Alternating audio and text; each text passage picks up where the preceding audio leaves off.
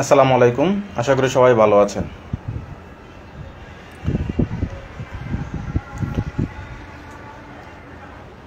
ইসলামের ইতিহাসে তালহা রাদিয়াল্লাহু তাআলা আনহুর একজন গুরুত্বপূর্ণ ব্যক্তিত্ব এবং সাহাবী, যিনি প্রাক ইসলামিক যুগে আমাদের ধর্মে সবচেয়ে গুরুত্বপূর্ণ অবদান রেখেছেন। তালহা রাদিয়াল্লাহু তাআলা আনহুকে জীবন্ত সাহাবী বলা হয়। তিনি হচ্ছেন জান্নাতের সুসংবাদপ্রাপ্ত সাহাবীদের মধ্যে অন্যতম একজন, অর্থাৎ 10 জন সাহাবী ছিল যারা হযরত মুহাম্মদ সাল্লাল্লাহু আলাইহি সাল্লাম যাদেরকে জান্নাতের সুসংবাদপ্রাপ্ত সাহাবী হিসেবে ঘোষণা করেছিলেন, তাদের মধ্যে তালহা রাদিয়াল্লাহু তাআলা আনহু অন্যতম। তালহা রাদিয়াল্লাহু তাআলা আনহুর একটা বৈশিষ্ট্য ছিল যে আমরা জানি যে তালহা জুবায়ের। এখানে তালহা নামে একজন এবং জুবায়ের ছিলেন আরেকজন সাহাবী। তো আজকে আলোচনা করব তালহা রাদিয়াল্লাহু তাআলা আনহুর বিয়ের যে ব্যাপারটা সেটা নিয়ে। তো তালহা রাদিয়াল্লাহু তাআলা আনহু কিন্তু ছিলেন প্রাক ইসলামিক যুগের প্রথম দিকে ছিলেন কিন্তু একজন দরিদ্র সাহাবী। কিন্তু সময়ের সাথে সাথে এবং পরবর্তীতে ইসলামিক এর শেষ যুগে তালহা রাদিয়াল্লাহু তাআলা আনহুর অগাধ সম্পদ ছিল, এটা আমরা সকলেই জানি।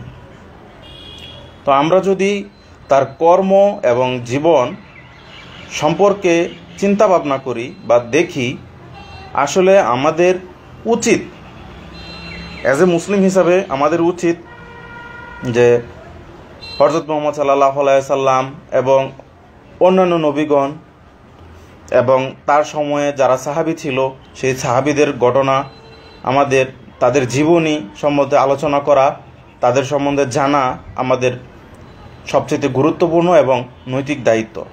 যার ফলে আমরা তাদের সম্পর্কে বিভিন্ন ধরনের আমরা জীবনী থেকে আমাদের জীবন সমৃদ্ধ করার মতো এমন অনেক গল্প জেনে থাকব এবং জানব, এবং এতে আমাদের ইসলাম ধর্ম পালন করা আমাদের জন্য আরও সহজ হয়ে যাবে।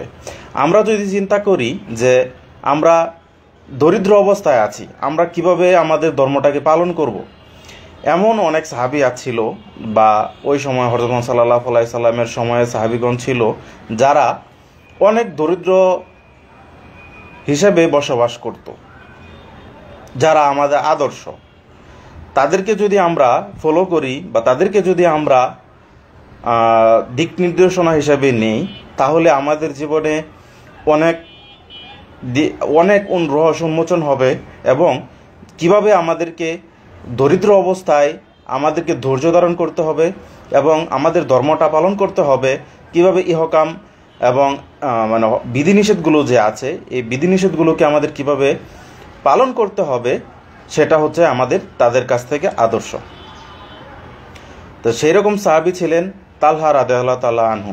তালহা রাদিয়াল্লাহু তাআলা আনহুর কাছ থেকে আমাদের জীবনে অনেক কিছু নেওয়ার আছে। আমরা ইচ্ছা করলে বা তার জীবনটা ফলো করলে আমাদের জীবনটা অনেক সুন্দর এবং ভালো হবে।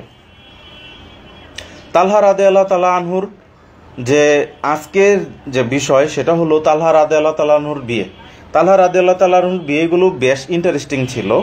আমরা যদি দেখি যে তালহা রাদিয়াল্লাহু তাআলা আনহু হযরত মুহাম্মদ সাল্লাল্লাহু আলাইহি সাল্লাম যেখানে বিয়ে করতেন, তিনিও চেষ্টা করতেন যে তার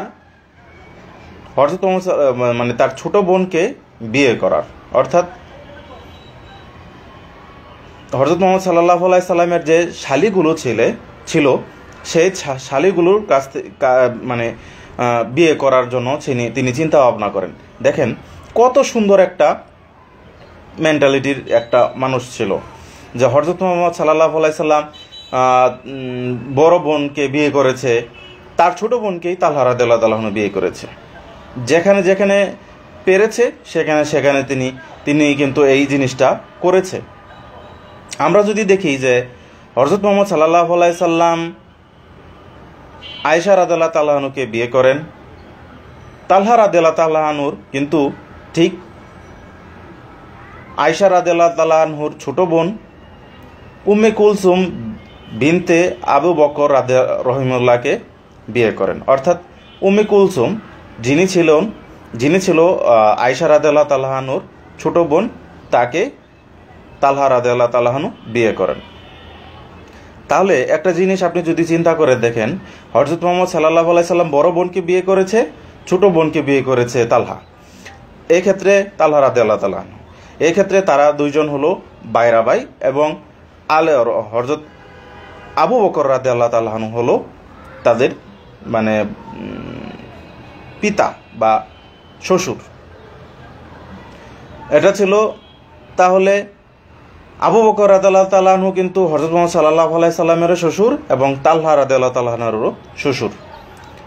হযরত মুহাম্মদ সাল্লাল্লাহু আলাইহি সাল্লাম বিয়ে করেছিল আয়েশা রাদিয়াল্লাহু তাআলা আনহুকে, আর উম্মে কুলসুমকে বিয়ে করেছিল তালহা রাদিয়াল্লাহু তাআলা আনহু। এরপর হযরত মুহাম্মদ সাল্লাল্লাহু আলাইহি সাল্লাম আমরা যদি দেখি, হযরত মুহাম্মদ সাল্লাল্লাহু আলাইহি সাল্লাম বিয়ে করেন জাইনাব বিনতে জাহাশ রাদিয়াল্লাহু তাআলা আনহুকে। অর্থাৎ জাইনাব রাদিয়াল্লাহু তাআলা আনহুকে হযরত মুহাম্মদ সাল্লাল্লাহু আলাইহি সাল্লাম বিয়ে করেন, এবং হযরত তালহা রাদিয়াল্লাহু তাআলা আনহু তিনি বিয়ে করেন হামানা বিনতে জাহাশ রাদিয়াল্লাহু তাআলা আনহুকে। অর্থাৎ জাইনাবের ছোট বোন ছিল হামানা বিনতে জাহাশ। হযরত মুহাম্মদ সাল্লাল্লাহু আলাইহি সাল্লাম বিয়ে করেছিল জাইনাব রাদিয়াল্লাহু তাআলা আনহুকে, আর হযরত তালহা রাদিয়াল্লাহু তাআলা আনহু বিয়ে করেছিল হামানা বিনতে জাহাশ রাদিয়াল্লাহু তাআলা আনহুকে। কি একটা ইন্টারেস্টিং একটা ব্যাপার। ওই দিক দিয়ে হযরত মুহাম্মদ সাল্লাল্লাহু আলাইহি সাল্লাম আয়েশাকে বিয়ে করেছিল, এদিক দিয়ে জাইনাবকে বিয়ে করেছে হযরত তালহা রাদিয়াল্লাহু তাআলা আনহু আয়েশার ছোট বোন উম্মে কুলসুম বিনতে আবু বকর, এবং পরবর্তীতে জাইনাবের ছোট বোন হামানা বিনতে জাহাশ রাদিয়াল্লাহু তাআলা আনহুকে বিয়ে করে। এর পরবর্তীতে যদি আমরা দেখি, হযরত মুহাম্মদ সাল্লাল্লাহু আলাইহি সাল্লাম উম্মে হাবিবা বিয়ে করেন। হযরত মুহাম্মদ সাল্লাল্লাহু আলাইহি সাল্লাম বিয়ে করেন উম্মে হাবিবা বিনতে আবু সুফিয়ান, অর্থাৎ সুফিয়ান এর কন্যা কে বিয়ে করেন হযরত মুহাম্মদ সাল্লাল্লাহু আলাইহি সাল্লাম উম্মে হাবিবাকে। এর পরবর্তীতে তালহা রাদিয়াল্লাহু তাআলা আনহু বিয়ে করেন ফারিয়া বিনতে আবু সুফিয়ানকে। অর্থাৎ হযরত মুহাম্মদ সাল্লাল্লাহু আলাইহি সাল্লাম হযরত মুহাম্মদ সাল্লাল্লাহু আলাইহি সাল্লাম বিয়ে করেছিলেন আবু সুফিয়ানের কন্যাকে।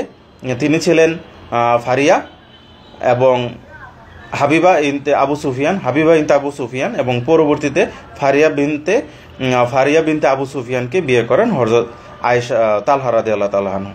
অর্থাৎ হযরত মুহাম্মদ সাল্লাল্লাহু আলাইহি সাল্লাম 3টা বিয়ে করেছিল, এবং পরবর্তী 3টার ক্ষেত্রেও তালহা রাদিয়াল্লাহু তাআলা আনহু তাদের ছোট বোনকে বিয়ে করেন। অর্থাৎ 3 দিক দিয়ে হযরত মুহাম্মদ সাল্লাল্লাহু আলাইহি সাল্লামের বাইরা হন। অপর দিকে আরেকটা বিয়ে করেন হযরত মুহাম্মদ সাল্লাল্লাহু আলাইহি সাল্লাম বিয়ে করেন উম্মে সালামা বিনতে আবু উমাইদা রাদিয়াল্লাহু তাআলা আনহুকে, আর তালহা বিয়ে করেন রুকাইয়া বিনতে আবু উমাইয়া রাদিয়াল্লাহু তাআলা আনহুকে। তাহলে আমরা যদি দেখি যে হযরত মুহাম্মদ সাল্লাল্লাহু আলাইহি সাল্লাম 4টা বিয়ে করেন,